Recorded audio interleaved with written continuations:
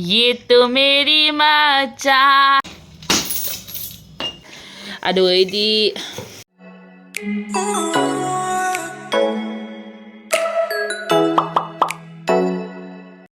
Hello everyone, ngasi se hangam thongge kumsi ahan ba hangam achok basa do mi sigayon ba hangam du pi ina ngasai tingbo ngasai di aina sema tam khuri khuri tawdre yong ne hauji taka tekno le ram ne hawe yong ne kyam fresh oine yong pura ising phangbo do ne ko pura fresh oin taka tek ran le ram me hawe dra se thong do dia jam chaw ko leite ba ingon da sigi ne hangam ne tingna bagi ko se manipur gi hangam ni munirika de dorok pani manipur de lak pani ba se chekpa yong me am taka tingna phajadra se thong da ra ge phajana aigi nupa ibungo na la ga chajana bagi mayang kang boi wa dana thong biu harabani na thong dari nungai te sa phatta bani na khatang ta oisu masa phagadra haina mana hai se thong bi mi aina yam lange ai cha se hawala ni he sona kanda phi su go lo chela e le thong do ni na nam inge sige injale kasaron dari kamai tau nei no khangdre duga asmain tawraga ai ahum mari rak cham ge myam aibadi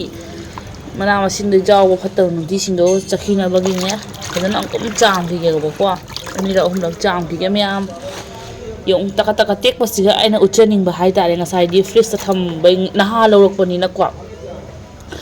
thong age tawraga nga le ta bagumba duga di aina mu hakchang nungai udre dana kwa duna ne aina pon thong si nga le raga thong si haina do nga do ngarang lore ba ko freeze ta hapsela thamme do aina yanghang thum tairaga hauji thammi do ngau thoga thongjarage myam haifet ujarake myam ai thongo thakpodi hamna haijade bas aina haijabado uchabani ka hena haina smaina thong smaina chaw haibana ti noi thongjani mo thongbiu aina haijaba khoi par budit na pamjaba dingo nga thongjabani ising se haiduaga ising amu oh mari rak lauraga mu samjarage myam ucharake ko hangam taka ti yong am fresh oino kumsi gi ahan ba hangam thong bacha dunia basise mamang cha baduna hangam thau sumi mayang gi thau sumi dunia ko haibadi macha dunia ba samaina achaw basidi akoi romgi achaw base sise munirika hai mafam do chalana iba ko haibadi la iba no fresh oina do puri ko da khuidare aduga idi plus fresh da aina rang bar ki san thamu do fresh ocean dia ko ngasi di aina ngahak ising da tinga thamado yong na masa ki am fresh oi taka ti no khata gi do kari masi kushala ban ko hazana thong darage ising se yang sise uru ka chawbani haidoga mutanga chamjarage myam ani ra umla aduga nga sunga sigale nga sing aro har ka khangai ko sigale se tam thamage siga khang sale I khang phajabase thau hapa ka ngaujarage myam ai di lok thungmani na khoi da gi met pi rege sigi thangjing se lo su yam lore hauk su haurani but ai di sara roi ge myam siga final look le re fadigom thaksare myam fadigom se thaksare duga upsanjarage hangam su kaisu loina munjare hangam su kaisu machu se phajare phone do ibedi to ini ko myam muthat lage kupsal lage I chanu nu do mama gi macha do kadai da leige lok thong bi do ni ne muna to da sa taw san bi ba nu sibi magok ta su masam se haudam na lok dum thong le nan da sang pasiga kwa masam ju haude akoi di masam ka ko duna akoi di masam ka ko koi bani na lok thung na amna ton fuli tawraga leiri mama na ne asa thau ti chalin bi ri ba machin de yenga muno घर की लक्ष्मी का लोई ना थेक्सन घरे अखोई मुनुना चे ngala kaw sana tho se khoi ma cha ni nu si bani khanga ba munu yam nu si bani ko akhoi munu nok chari che yong kari man gi yong ni mayam na haidra ne ma ki kanogi m size to chawman ghare ai na ko kadai da chawi se chaw bo ko di ka su tu makhwang siga dugai hena chilladi dugai mu hena size to pikhari ko karon tawrani aba makhwang rubber do chillani yong asiwa to chille hai ni munu ji hanga se mi ngoda mayam da ji hanga se kasu chawde ꯃꯥꯏ ꯁꯥꯏꯖꯁꯦ ꯆꯞ ꯆꯥꯏꯌꯦꯕꯀꯣ ꯃꯥꯅ ꯌꯨꯡ ꯍꯥꯜꯂꯛꯄ ꯃꯇꯝꯗ ꯁꯤꯒ ꯌꯨꯡꯁꯦ ꯍꯥꯜꯂꯛꯑꯒꯅꯦ ꯖꯥꯝꯁꯜꯂꯛꯑꯦꯅ ꯈꯜꯂꯣꯅꯦ ꯑꯍꯤꯡꯗ ꯀꯔꯤꯗ ꯑꯗꯣ ꯐꯤ ꯆꯣꯠꯇꯅ ꯂꯩꯔꯝꯕ ꯖꯥꯝꯅ ꯊꯟꯗ꯭ꯔꯤꯉꯩꯗ ꯂꯧꯊꯣꯛ ꯇꯥꯕ ꯍꯤꯃꯥꯂꯌꯥꯒꯤꯁꯦ ꯊꯟꯈ꯭ꯔꯒꯗꯤꯅꯦ ꯈꯪꯕ ꯁꯤꯒꯤꯁꯦ ꯂꯣꯏ ꯆꯣꯠꯂꯛꯑꯦꯕ ꯁ꯭ꯋꯥꯏꯁꯦ ꯆꯣꯠꯂꯛꯄꯁꯤꯅ ꯐꯤꯁꯨ ꯆꯣꯠꯊꯣꯛꯑꯝꯃꯦꯕ ꯈꯪꯉꯕ ꯑꯗꯨꯅꯦꯕ ꯁꯥꯏꯖꯇ ꯄꯤꯛꯄ ꯑꯣꯏꯔꯒꯗꯤ ꯆꯥꯎꯕ ꯑꯣꯏꯔꯒꯗꯤ ꯁꯤꯒꯩ ꯂꯤꯊꯣꯔꯛꯅ ꯇꯧꯏꯅꯦꯅ ꯍꯥꯏꯕ ꯌꯥꯏꯕꯗꯨꯁꯨ ꯅꯠꯇꯦ ꯑꯗꯨ ꯆꯞ ꯆꯥꯏ ꯃꯉꯣꯟꯗ ꯁꯥꯏꯖꯁꯦ ꯎꯔꯕꯁꯦ ꯁꯤꯒꯩ ꯑꯃꯨꯛ ꯍꯦꯟꯅ ꯆꯤꯜꯂꯗꯤ ꯑꯉꯥꯡꯈꯩ ꯗꯥꯛ ꯇꯥꯔꯅꯤꯕꯀꯣ ꯑꯗꯨꯅꯅꯤ ꯃꯌꯥꯝ ꯍꯤꯃꯥꯂꯌꯥꯒꯤꯁꯦ ꯐꯕ ꯀ꯭ꯋꯥꯂꯤꯇꯤ ꯐꯔꯝꯃꯣꯏ ꯑꯗꯨꯅꯅꯤ ꯎꯔꯕꯁꯦ ꯁꯤꯁꯦ ꯌꯥꯝꯅ ꯍꯥꯟꯗ꯭ꯔꯤꯕꯅꯤꯅ ꯀꯩꯅꯣ ꯇꯧꯗ꯭ꯔꯤꯑꯕ ꯍꯧꯖꯤꯛ ꯆꯣꯠꯂꯛꯇꯦꯗꯅ ꯁꯦ ꯑꯗꯨꯅꯅꯤ ꯁꯤ ꯁꯥꯏꯖꯁꯦ ꯆꯞ ꯆꯥꯏꯁꯦ ꯁꯤꯕꯨ ꯆꯤꯟꯁꯤꯜꯂꯛꯑꯦ ꯍꯥꯏꯔꯤꯃꯤꯁꯦ ꯁꯥꯏꯖꯁꯦ ꯆꯞ ꯆꯥꯅ ꯁꯦꯠꯄꯤꯑꯕ ꯑꯗꯨꯒ ꯃꯥ ꯍꯥꯏꯕꯨ ꯃꯥꯏ ꯄꯣꯠꯁꯦ ꯖꯨꯡꯗꯣ ꯍꯥꯟꯊꯔꯛꯑꯒ ꯁꯦ ꯐꯤꯁꯦ ꯐꯠꯇꯕꯗꯨꯅ ꯆꯣꯜꯂꯛꯏ ꯍꯥꯏꯕꯩ ꯋꯥꯅꯦꯕ ꯖꯥꯝꯈꯠꯂꯛꯑꯒ ꯄꯦꯝꯄꯔꯁ ꯑꯣꯏꯔꯗꯤꯅꯦ ꯑꯩꯈꯣꯏ ꯃꯃꯥꯡꯗ ꯁꯦꯠꯂꯝꯕꯗ ꯄꯦꯝꯄꯔꯁ ꯀꯥꯡꯉ ꯂꯧꯊꯣꯛꯍꯧꯗ꯭ꯔꯁꯨ ꯑꯍꯤꯡꯗ ꯀꯔꯤꯒꯨꯝꯕ ꯃꯥꯅ ꯖꯨꯡ ꯃꯌꯥꯝ ꯍꯟꯖꯤꯜꯂꯝꯃꯦꯅ ꯈꯜꯂꯣꯅꯦꯀꯣ ꯀꯩꯁꯨ ꯆꯣꯠꯂꯝꯗꯦ ꯕꯨꯕꯨꯞ ꯂꯥꯎꯔ ꯂꯩꯔꯝꯃꯦꯕꯀꯣ ꯃꯥꯗꯤ ꯕꯨꯕꯨꯞꯁꯦ ꯂꯥꯎꯔꯁꯨ ꯂꯥꯎꯗꯣꯏꯕ ꯐꯤꯁꯨ ꯆꯣꯠꯊꯣꯛꯑꯝꯗꯣꯏꯕ ꯀꯔꯤ ꯀꯥꯟꯅꯩ ꯑꯗꯨꯅꯦꯕꯀꯣ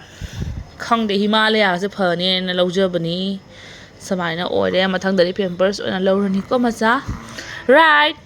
ꯃꯃꯥꯅ ꯍꯥꯏ ꯆꯨꯝꯕ꯭ꯔꯥ ꯌꯦꯁ ꯃꯃꯥ ꯏ ꯁꯥꯟꯅꯖꯩꯁꯤ ꯌꯦꯡꯉꯨꯅꯦ ꯏꯆꯥꯁꯦ ꯃꯨꯅꯨ ꯃꯨꯅꯨ ꯒꯣꯝ ꯊꯛꯇꯣꯛꯑꯁꯤꯀꯣ ꯃꯌꯥꯝ ꯀꯣ ꯅꯨꯅꯨ ꯑꯩꯈꯣꯏ ꯒꯣꯝ ꯊꯛꯇꯣꯛꯈꯤꯒꯦꯀꯣ ꯃꯌꯥꯝ ꯌꯦꯟꯖꯥꯡꯁꯦ ꯁꯥꯒꯔ ꯑꯣꯏꯅ ꯊꯤꯜꯂꯨꯔꯒꯦ ꯁꯥꯒꯔꯒꯤ ꯑꯃ ꯃꯃꯥꯒꯤ ꯃꯇꯨꯝ ꯑꯃ ꯍꯥꯞꯄꯦ ꯍꯤꯟꯖꯥꯡꯁꯦ ꯍꯪꯒꯥꯝ ꯊꯣꯡꯕꯅꯦ ꯍꯪꯒꯥꯝꯒ ꯉꯥꯒ ꯊꯣꯡꯕ ꯖꯣꯒ ꯊꯣꯡꯉꯦꯅ ꯍꯥꯎꯏ ꯍꯥꯎꯇꯦ ꯑꯗꯨꯝ ꯄꯤꯌꯦꯕꯀꯣ ꯃꯣꯏꯅ ꯆꯥꯕ ꯑꯣꯏꯔꯗꯤ ꯃꯣꯏꯅꯁꯨ ꯑꯗꯨꯝ ꯑꯍꯥꯎꯕ ꯊꯣꯡꯕꯗ ꯑꯩꯈꯣꯏꯅ ꯆꯥꯕ ꯑꯣꯏꯔꯗꯤ ꯑꯗꯨꯝ ꯄꯤꯔꯛꯏ ꯃꯤ ꯖꯥꯠ ꯇꯣꯉꯥꯟꯕꯅꯤꯅ ꯃꯥꯟꯅꯗꯕ सागर खोलो खोलो खोलो उठ के खोलो अरे आप इतना सोता है क्या खुल नहीं सकता है गाने के मामा चक सारे तुम लोग ऊपर खाता है क्या 이 자세지 용어세 랭먼박에 그이 비벼먹이 용어세 가절세 남이세 파즈남 땅 떼떼 토키게 까마마나 껌누누 내가 껌징 한시 매암다 하이남 전데바 जिंगसे हम तो मुथत पी ही के को ये तो मेरी मचा है पापा मान भी मचानी ने वाह ये तो मेरी मोनू है पापा मान भी मचानी ने दुदू चुजा मथक तभी अंगांग ममान दिक दिक दिक दिक फुबी अंगांग क्वा फुदेदा मैम हजी फजरबा लिंग सुलिंग ना मायाम लिंगे याम साथीना लिंगे दुनानिए क्वा से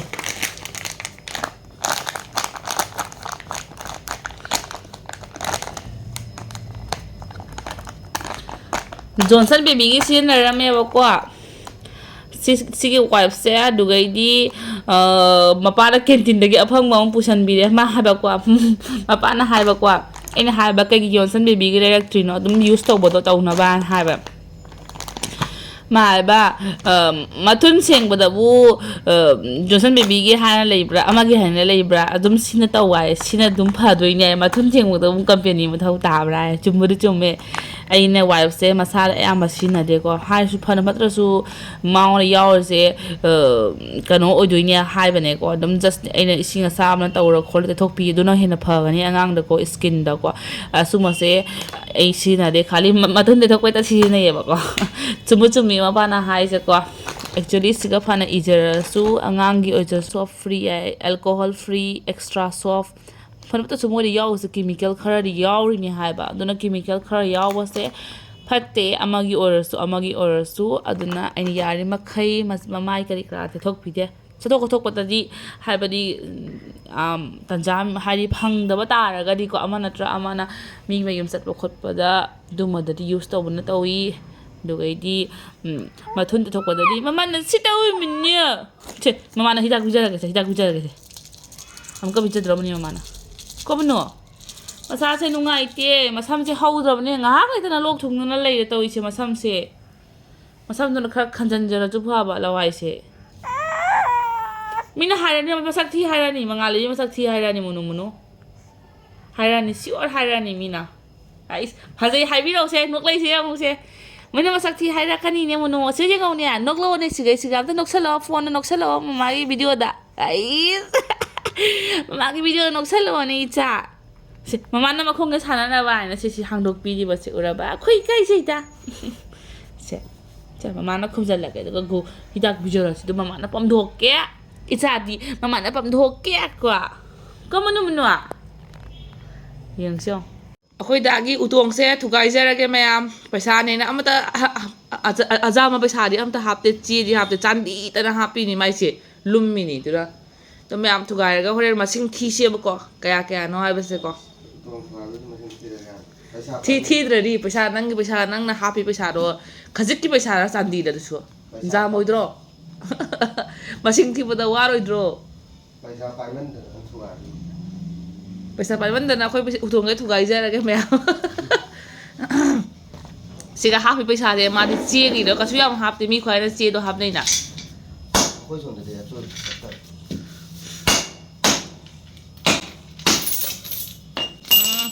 이자우자우라고 뭐네.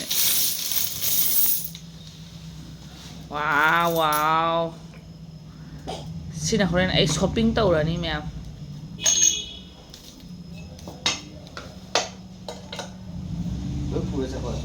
산디 두가라 쇼핑 떠봐요시.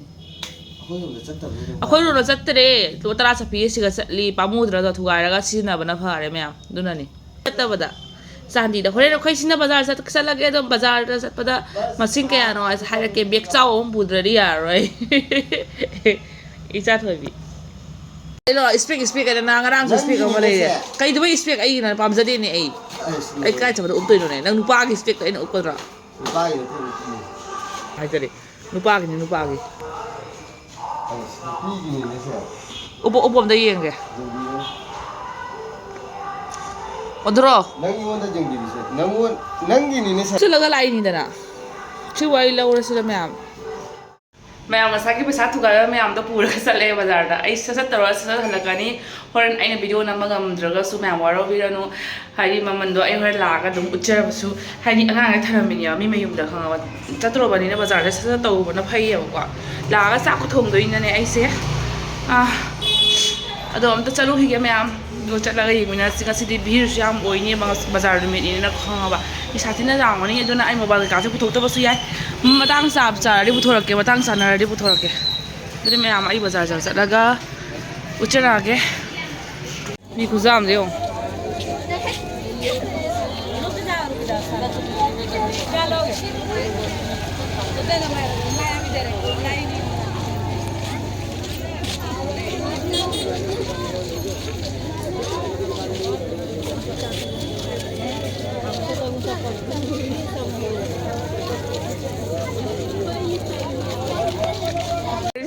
se laur base tanam na jo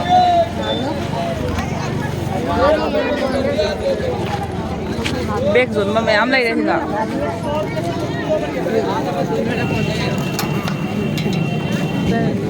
bag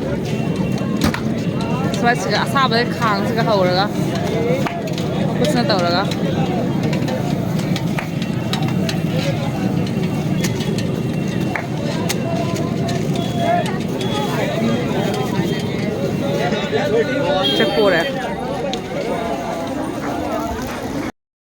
mayam ai zoom zori ba ko film je lore ba bom zore ka kele ka bri yeng halake ba ko khoida su la e ba jange ya ma na lak ting chak se loi hong na ba yan chak na bom ka khale ba iche ware mayam ai ka kele ka jing halake ba ko aduga ai hijang thongi hijang ge sau jarani do lore yeng halake ba hijang thongi de se rum thong ni ai khang phaja bas ka yeng halake ngai ko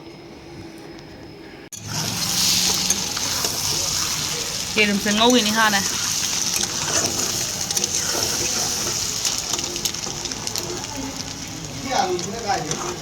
sai lo ko do siga le sim da cha ke hinjang sau na ado si che khanga ba cha hinjang ke am pire ba khang ba hinjang yam cha ba ngam jaroi si bak lem doi ne ba kwa che pong sa re ba do sa ba do ingdar hani yang sa haurage me am ai porom ni masai ne ꯆꯠꯇ꯭ꯔꯤꯉꯩꯗ ꯑꯩꯅ ꯑꯥꯂꯨꯒ ꯌꯦꯔꯨꯝꯒꯁꯦ ꯐꯨꯠꯂ ꯊꯔꯝꯃꯦꯕꯀꯣ ꯑꯗꯨꯅ ꯍꯤꯟꯖꯥꯡꯁꯦ ꯄꯔꯣꯔꯣ ꯈꯥꯡ ꯊꯥꯡꯒꯠꯂꯦ ꯂꯥꯛꯄꯒ ꯆꯥꯛ ꯊꯥꯡꯒꯠꯈ꯭ꯔꯦ ꯑꯗꯨꯗꯩꯗꯤ ꯄꯔꯣ ꯈꯣꯛꯑꯒ ꯌꯦꯔꯨꯝ ꯐꯨꯠꯄꯗ ꯌꯥꯝ ꯀꯨꯏꯅ ꯆꯪꯗꯦꯅꯀꯣ ꯑꯗꯨꯃꯥꯏꯅ ꯇꯧꯔꯦ ꯃꯌꯥꯝ ꯑꯗꯨꯒ ꯑꯩ ꯁꯣꯂꯦ ꯕꯇꯨꯔꯦ ꯆꯥꯖꯈꯤꯒꯦ ꯑꯩ ꯍꯥꯟꯅ ꯌꯥꯝ ꯆꯥꯔꯝꯃꯦ ꯁꯦ ꯍꯟꯗꯛ ꯃꯔꯛ ꯆꯥꯗ꯭ꯔꯦ ꯑꯉꯥꯡ ꯀꯩꯅꯣ ꯇꯧꯕꯗꯒꯤ ꯀꯥꯎꯅ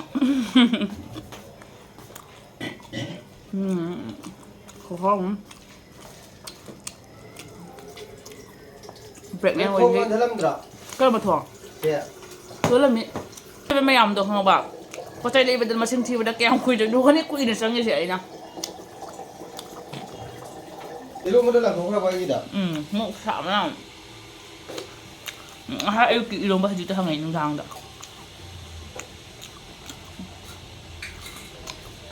ꯑꯩꯒꯤꯗꯤ ꯃꯌꯥꯝ ꯆꯦꯟꯅꯦꯜ ꯃꯆꯥꯅꯤ ꯆꯦꯟꯅꯦꯜ ꯃꯆꯥꯁꯤꯒ ꯐꯪꯉꯒ ꯄꯩꯁꯥꯅꯤꯀꯣ ꯑꯗꯨ ꯈꯇꯪꯗ ꯑꯣꯏꯔꯁꯨ ꯑꯗꯨꯝ ꯁꯦꯌꯔ ꯇꯧꯅꯤꯡꯗꯅ ꯑꯩꯅ ꯄꯤꯖꯕꯅꯦ ꯌꯥꯝꯃꯤꯒ ꯂꯤꯛꯀꯤ ꯀꯥꯏꯅ ꯈꯟꯕꯤꯒꯅꯨ ꯃꯌꯥꯝ ꯀꯅꯥꯅꯣ ꯑꯩꯉꯣꯟꯗ ꯉꯁꯥꯏ ꯀꯃꯦꯟ ꯇꯧꯔꯛꯄꯗꯣ ꯂꯤꯛꯏ ꯂꯨꯄꯥ 200ꯕꯨ ꯀꯩꯗꯧꯗꯣꯏꯅꯣ ꯍꯥꯏ ꯂꯨꯄꯥ 200 ꯍꯥꯏꯁꯦ ꯂꯩꯇꯕ ꯑꯩꯈꯣꯏꯒꯤꯗꯤ ꯌꯥꯝ ꯌꯥꯝꯃꯤ ꯃꯌꯥꯝ ꯍꯥꯏꯔꯦꯅꯀꯣ ꯑꯗꯨꯅꯤ 200ꯅ ꯀꯩꯅꯣꯝꯇꯁꯨ ꯆꯥꯕ ꯌꯥꯝ ꯆꯥꯏ ꯁꯥꯊꯤꯅ ꯄꯣꯠ ꯂꯩꯕ ꯅꯣꯡꯃꯒꯤ ꯍꯤꯟꯖꯥꯡ ꯆꯔꯥ ꯑꯃ ꯍꯥꯏꯗꯤ ꯅꯣꯡꯃꯒꯤꯗꯤ ꯑꯣꯏꯌꯦ ꯂꯨꯄꯥ 200 ꯍꯥꯏꯁꯤꯅꯀꯣ ꯑꯆꯥꯄꯣꯠ ꯆꯥꯅꯕ ꯄꯤꯖꯕꯅꯦꯕ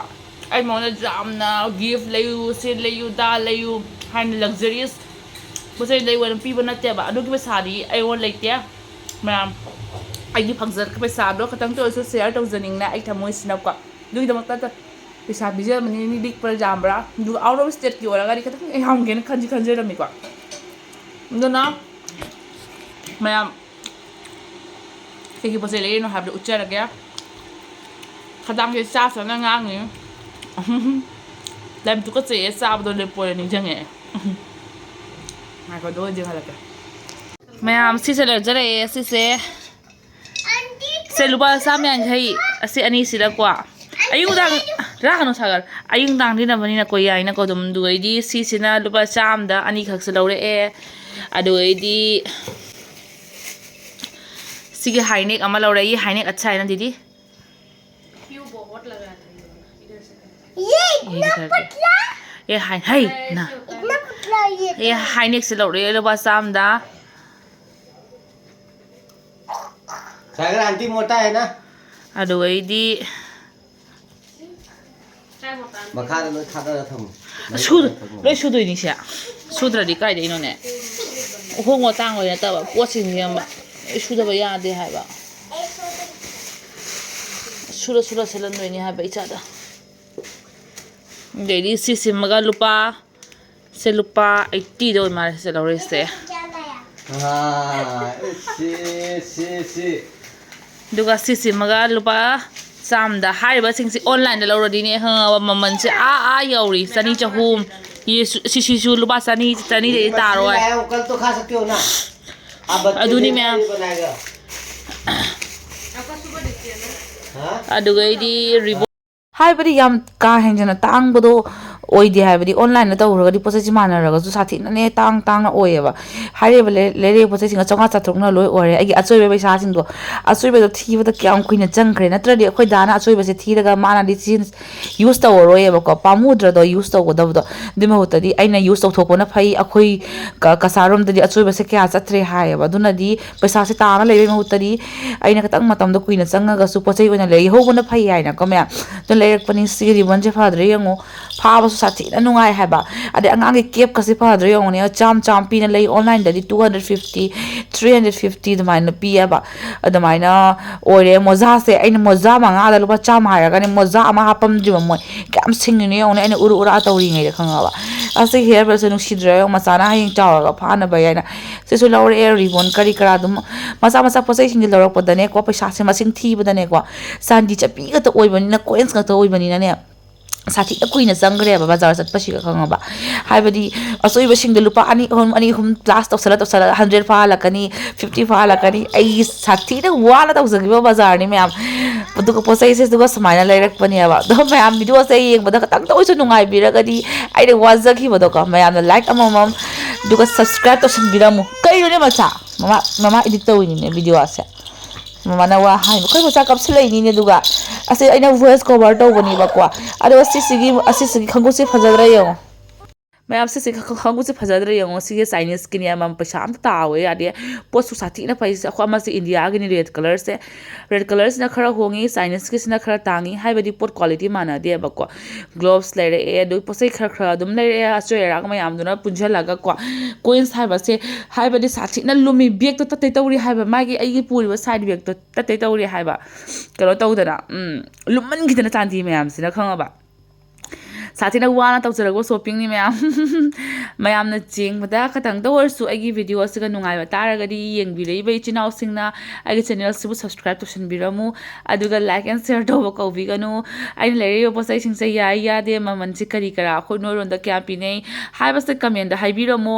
ꯍꯣꯡꯉꯤ ꯇꯥꯡꯉꯤ ꯍꯥꯏꯕꯁꯨꯈꯤꯇꯪ ꯍꯥꯏꯕꯤꯔꯝꯃꯣ ꯃꯌꯥꯝꯒꯤ ꯋꯥꯁꯤꯡꯗꯣ ꯇꯥꯖꯒꯦꯕꯀꯣ ꯍꯥꯏꯕꯗꯤ ꯀꯃꯦꯟꯗ ꯑꯩꯁꯨ ꯀꯥ ꯍꯦꯟꯅ ꯈꯪꯕ ꯍꯩꯕ ꯅꯠꯇꯦ ꯄꯣꯠꯆꯩ ꯅꯨꯡꯆꯩ ꯂꯩꯕꯁꯦꯀꯣ ꯍꯥꯏꯗꯤ ꯃꯇꯝꯗꯨꯒꯤ ꯃꯇꯨꯡ ꯏꯟꯅ ꯍꯩꯇꯕꯁꯦ ꯌꯥꯗꯦꯕꯀꯣ ꯀꯥꯜꯂꯒꯗꯤ ꯆꯠꯄ ꯌꯥꯗ꯭ꯔꯕꯅꯤꯅ ꯁꯤꯒꯨꯝꯕꯁꯦ ꯇꯝ ꯇꯥꯏ ꯈꯔꯁꯨꯀꯣ ꯑꯗꯨꯅꯅꯤ ꯃꯌꯥꯝ ꯇꯥꯡꯉꯤꯔ ꯍꯣꯡꯉꯤꯔꯁꯨ ꯈꯪꯗ꯭ꯔꯦ ꯑꯩꯗꯤꯀꯣ ꯑꯗꯨꯅ ꯃꯣꯖꯥꯁꯦ ꯃꯣꯏꯅ ꯑꯃ ꯍꯥꯞꯄꯛꯇ꯭ꯔꯦ ꯑꯗꯨꯒ ꯁꯥꯊꯤꯅ ꯅꯨꯡꯉꯥꯏꯖꯗ꯭ꯔꯦ ꯑꯩ ꯋꯥꯈꯜꯗꯀꯣ ꯁꯥꯊꯤꯅ ꯅꯨꯡꯉꯥꯏꯖꯗ꯭ꯔꯦ ꯃꯌꯥꯝ ꯃꯣꯖꯥꯁꯦ ꯃꯣꯏꯅ ꯑꯃ ꯁꯠꯍꯧꯔꯦꯕꯀꯣ ꯑꯗꯨꯗꯤ ꯃꯌꯥꯝ ꯕꯥꯏ ꯕꯥꯏ ꯅꯦꯛꯁ ꯚꯤꯗꯤꯑꯣꯗ ꯑꯃꯨꯛꯀ ꯎꯅꯔꯁꯤ ꯑꯗꯨꯗꯤ ꯃꯊꯪꯒꯤ ꯅꯦꯛꯁ ꯚꯤꯗꯤꯑꯣꯗꯗꯤꯀꯣ ꯑꯩꯁꯤ ꯌꯨꯝ ꯆꯠꯂꯅꯤ ꯃꯌꯥꯝ ꯌꯨꯝ ꯆꯠꯂꯕꯅꯤꯅ ꯚꯤꯗꯤꯑꯣꯁꯦ ꯑꯞꯂꯣꯗ ꯇꯧꯔꯛꯇꯣꯏꯔꯣ ꯇꯧꯔꯛꯑꯣꯏꯗꯣꯏꯔꯥ ꯍꯥꯏꯕꯗꯤ ꯚꯤꯗꯤꯑꯣ ꯑꯞꯂꯣꯗ ꯇꯧꯔꯛꯀꯅꯤ ꯕꯠ ꯈꯤꯇꯪ ꯂꯦꯠ ꯑꯣꯏꯅ ꯇꯧꯔꯛꯀꯅꯤ ꯅꯨꯡꯇꯤꯒꯤ ꯇꯧꯔꯛꯄꯁꯤꯗꯤ ꯇꯧꯔꯛꯄ ꯉꯝꯃꯔꯣꯏ ꯅꯦꯠꯀꯤ ꯏꯁꯨ ꯈꯔ ꯂꯩꯌꯦꯕꯀꯣ ꯕꯥꯏ ꯕꯥꯏ ꯃꯌꯥꯝ ꯌꯨꯝꯂꯣꯝꯗ ꯅꯦꯠꯁꯦ ꯈꯤꯇꯪ ꯅꯨꯡꯉꯥꯏꯇꯦꯕꯀꯣ ꯑꯗꯨ ꯑꯣꯏꯔꯒꯁꯨ ꯃꯌꯥꯝꯅ ꯉꯥꯏꯕꯤꯔꯝꯃꯣ ꯑꯩꯒꯤ ꯚꯤꯗꯤꯑꯣꯁꯦ ꯑꯗꯨꯒ ꯍꯥꯏꯖꯔꯒ ꯃꯇꯥꯡꯁꯤꯒ ꯂꯣꯏꯁꯤꯟꯖꯔꯒꯦ ꯕꯥꯏ ꯕꯥꯏ